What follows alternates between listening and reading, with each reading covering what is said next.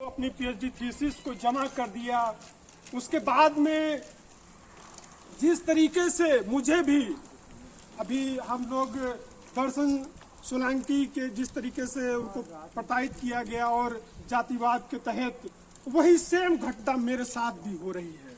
उस पे मैं आपको कम शब्दों में ही बता के बात खत्म करूंगा। आप सभी लोग जानते हैं कि किसी भी क्लास की कॉपी लिखने के बाद में स्टूडेंट वो कॉपी कहाँ जाती है? वो कॉपी डायरेक्ट चेक होने के लिए जाती है। ना ही उसके प्रश्न बदलते हैं, ना ही उसका उत्तर बदलता है, ना ही जो एग्जामिनर के ड्यूटी में जो लगा होता है, ना ही वो एग्जामिनर चेंज होता है। यानी कि कॉपी चेक करने के लिए जाती है। मेरे केस में क्या हुआ, मैंने पीएचडी थीसिस को जमा कर दिया। जमा करने के बाद में मैंने रिसीविंग ले लिया। 2 महीने के बाद में मुझे एक लेटर दिया जाता है कि शोध प्रबंध जमा करने के संदर्भ में। उसके अंदर लिखा होता है आपने 26/5/2022 को अपना शोध प्रबंध समकालीन हिंदी पत्रिकाओं में लेखाओं के स्त्रीवादी सरोकार पर स्त्री अध्ययन विभाग में जमा किया। आपके शोध प्रबंध में त्रुटियां पाई गई हैं और पीएचडी संबंधी दिशा निर्देश 2018 नवीनतम के अवगत कराने आप विभाग में आइए। मेरा एक्सीडेंट हो गया था, बाइक से मैं लखनऊ में था, क्योंकि थीसिस जमा करने के बाद में अमूमन सभी लोग अपने घर चले जाते हैं, क्योंकि जब वाइवा के लिए पत्र मिलेगा तभी वो लोग आते हैं या उससे पहले भी आ जाते हैं। तो मेरी समझ में ये नहीं आ रहा था कि मेरे थीसिस को बगैर भेजे आखिर उसमें त्रुटियां किस आधार पर पाई जा रही हैं। और जब मैं 26/5/2022 को अपना शोध प्रबंध जमा कर चुका हूं, तो मैं कौन सा शोध प्रबंध जमा करूं? ये मेरे जहन में सवाल आ रहे थे। मुझे लगता है कि आपके भी जहन में वो सवाल आएंगे।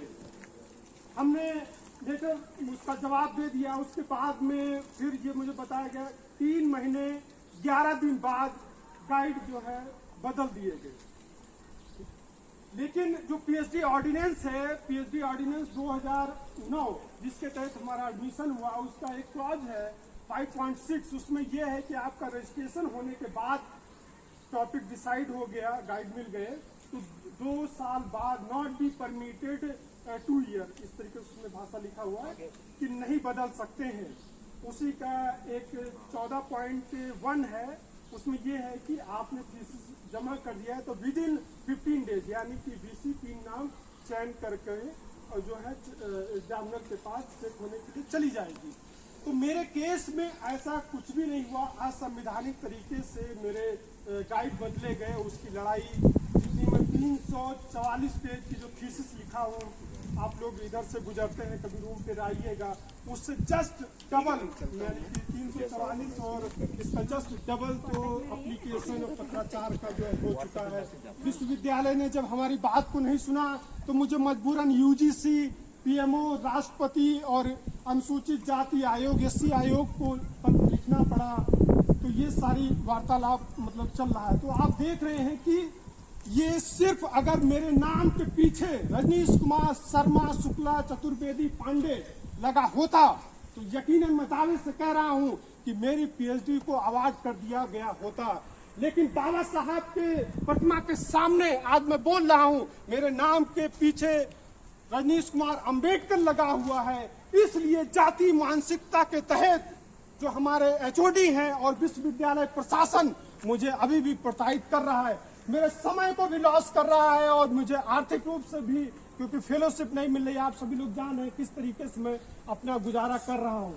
तो बहुत सारे लोग हमारे साथ में भी हैं और विश्वविद्यालय के अधिकतर गार्ड से लेकर के प्रोफेसर इस बात को और छात्र भी समझ रहे हैं कि रजनीश भैया के साथ में विश्वविद्यालय जो है गलत कर रहा है।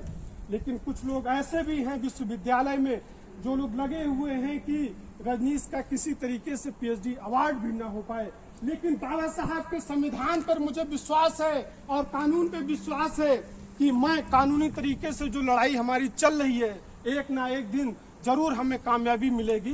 तो ये पूरा प्रकरण है और जिसके लिए मैं अपने सोशल मीडिया पे भी लिख चुका हूँ। लोगों को मैंने आह्वान भी किया, जो लोग भी मेरी मदद कर सकते हैं, क्योंकि मैं बाबा साहब के विचारों से यहाँ पर आकर के जुड़ा और उनसे मुझे एक जो बल मिला। तो मैं किसी ऐसी, जैसे कई सारे लोग मुझे व्यक्तिगत भी मैसेज किए कि रजनीश भाई कोई आत्महत्या की तरफ मत बढ़िएगा, ये है वो।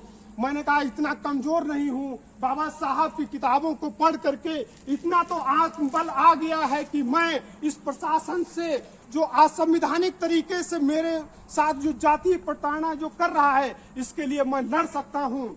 और मैं अकेला ही चला था, लोग कहते नहीं मैं अकेला ही चला था, लोग आते गए कारवा। मुझे लगता है बहुत सारे लोग जो सोशल जस्टिस में विश्वास करते हैं, संविधान में विश्वास करते हैं, भले ही वो सामने ना कह पा रहे हो, लेकिन वो मन ही मन जरूर इस बात को कहते हैं कि नहीं, ये लड़का जो जरूर अपने अधिकारों के लिए लड़ रहा है। तो मुझे लगता है कि आप सभी लोग भी हमारी लड़ाई को मजबूत कर सकते हैं, क्योंकि जो इस तरीके से, और हम सभी लोगों के साथ में कोई भी अगर विश्वविद्यालय स्तर पर या समाज में कहीं भी प्रताड़ना होती है जातीय आधार पर या किसी भी आधार पे, तो आप सभी को घबराना नहीं है। आपका जो भी कोई पड़ोसी मित्र है, महिला मित्र है, पुरुष मित्र है, आप अपनी बात को जरूर शेयर कीजिए, क्योंकि जब तक हम शेयर नहीं करते हैं, क्योंकि अभी प्रोफेसर रतन लाल सर इस बात को, अभी कल ही का उनका वीडियो है कि अभिभावक लोग अपने बच्चों को जो है वो इस तरीके से जो जातीय प्रताड़ना होती है उसके लिए तैयार नहीं करते हैं, उसके लिए हक और अधिकार के लिए उनको शिक्षित नहीं करते हैं। तो मैं इस बात को कहना चाहता हूं कि आप लोग बाबा साहब से लेकर के जो भी लोग समाज में परिवर्तन किए हैं, उनके किताबों को भी पढ़िए। और यहाँ पर 70 किलोमीटर की दूरी पर जहाँ पर ऐतिहासिक भूमि है, जहाँ पर हर वर्ष लाखों लोग आते हैं, आप लोग यहाँ पढ़ते हुए ये एक अवसर मिला है। ये एकमात्र महाराष्ट्र की सेंट्रल विश्वविद्यालय है जिसमें आप सभी लोग पढ़ रहे हैं, मैं भी पढ़ रहा हूँ, अपने आप को गौरवान्वित महसूस कर रहा हूँ। आप लोग वहाँ पर भी जा करके वहाँ से प्रेरणा ले सकते हैं, क्योंकि तमाम सारे लोग प्रेरणा लेने के लिए आते हैं। खैर हमारे कैंपस में तो आए, कभी भी यहाँ पर आ करके बाबा साहब को नमन करके आप प्रेरणा ले सकते हैं। तो ये पूरा जो है प्रकरण है संवैधानिक तरीके से। अभी आरटीआई भी जब मैंने लगाया कि पीएचडी शोध प्रबंध जमा करने के बाद में क्या गाइड एकाएक बदले जा सकते हैं, तो वो ऑर्डिनेंस का हवाला दे रहे हैं। 2001 नोटिस निकाला था यूजीसी ने 2015 का, तो उसमें ये लिखा हुआ है रेगुलर फैकल्टी ऑफ डिपार्टमेंट। आप सभी लोग जानते हैं किसी के भी गाइड जब अलॉट होते हैं तो वो रेगुलर ही होते हैं। अगर वो रिटायर्ड हो गए तो इसमें रिसर्च स्कॉलर की क्या गलती है? जो लोग उसके लिए विश्वविद्यालय में अपॉइंटेड हैं, लाखों रुपए की सैलरी ले रहे हैं, क्या उनकी जिम्मेदारी नहीं है किस विभाग में कौन सा छात्र उसके गाइड जो है रिटायर्ड हुए हैं, उसके नए गाइड उसके दिए जाएंगे या नहीं दिए जाएंगे, नियम है क्या नहीं है? तो आखिर लाखों रुपए की सैलरी आप ले रहे हैं और फिर बाद में ये लिख देते हैं तकनीकी विसंगति के कारण। अरे छात्र से गलती हो जाए तो आप रगड़ देते हैं, उसको निष्कासन कर देते हैं, उसको कई तरीके से प्रताड़ित करते हैं। अगर वो एससी ओबीसी का है तो जातीय आधार पर प्रताड़ित करते हैं। इसी कैंपस में मैं देख रहा हूँ, क्योंकि एक हिंदी विभाग में भी एक छात्र की तबीयत खराब थी, तो उसने सर से पूछा कि सर क्या हम यहाँ के जो पूर्व प्रॉक्टर थे कि क्या हम उसका असाइनमेंट लिख सकते हैं? तो उन्होंने कहा ठीक है लिख सकते हो। 3-4 छात्रों ने मिल करके उसकी मदद की और बाद में उन छात्रों को ही निष्कासित कर दिया। तो मैं ये कहना चाहता हूँ ऐसे सन की जो प्रोफेसर्स हैं उनसे भी सतर्क रहने की जरूरत है और ऐसे लोगों को मुंह तोड़ जवाब भी देने की जरूरत है, क्योंकि एक तरफ वो क्लास में तो बहुत अच्छी बात करते हैं और मंच से भी बहुत अच्छी बात करते हैं, लेकिन व्यवहारिक रूप से मेरा खुद का अनुभव है, व्यवहारिक रूप से उतना वो अच्छे नहीं होते हैं।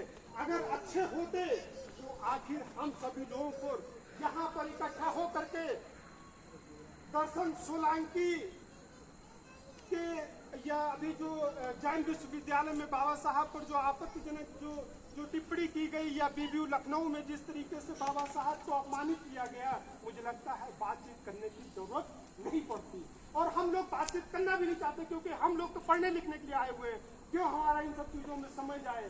तो मुझे लगता है कि हमारे प्रोफेसर लोगों की भी एक जिम्मेदारी है और मैं इस अवसर पर ये यहाँ पर महात्मा गांधी अंतर्राष्ट्रीय हिंदी विश्वविद्यालय में इस बात को कहना भी चाहता हूँ, हमारे विश्वविद्यालय के साथ साथ देश के जितने भी विश्वविद्यालय हैं, जो लोग भी प्रोफेसर सोशल जस्टिस में विश्वास करते हैं, जो लोग चाहते हैं कि वंचित क्लास के लोग भी बच्चे पढ़ें, वो सभी लोग भी अपनी जिम्मेदारी को समझें और वो हमारे हाथों को मजबूत करें। जो लोग भी इस आवाज़ को आगे बढ़ा रहे हैं उनके हाथों और कंधों को मजबूत करें। तभी हमें लगता है कि हम सभी लोग जिस समाज की कल्पना कर रहे हैं कि आने वाले दिनों में बाबा साहब के विचारों का जो है समाज बनेगा जिसमें सभी को हक और अधिकार मिलेगा, तो मुझे लगता है कि सार्थक रूप से हम लोग उस दिशा में बढ़ सकते हैं। तो इन्हीं के साथ मैं अपनी बात को समाप्त करता हूँ। जय भीम, जय भारत, जय।